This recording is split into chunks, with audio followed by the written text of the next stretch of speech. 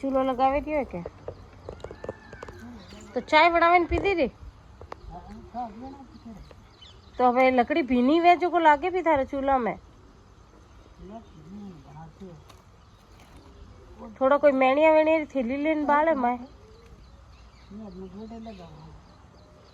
भीनी लकड़ी तो कतरी दूरी लागे पसे तो चूल्हो बजायो कोई लेवा चाय बनती थी तो चालू रेवा देणो तो के खाणो बनावणो है तो पसे चालू ज रेवा दो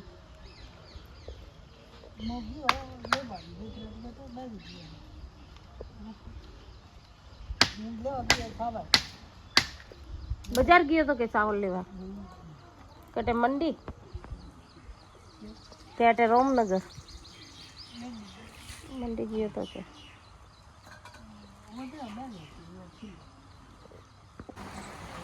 छतरी लगावे ने चूल्हो लगा छतरी लगावे ने पाछा चूल्हो हलगावे ने हागरो दे थोड़ो मेणियो स्पोक होसे लंबो तो छतरी लगावे ने चूल्हो हलगावनो पड़े थोड़ो मेणियो रे यो छाया भी करनी जो को चूल्हा माथे वरसाद नहीं आवे और लकड़ियों भीनी वही तो लागी की कर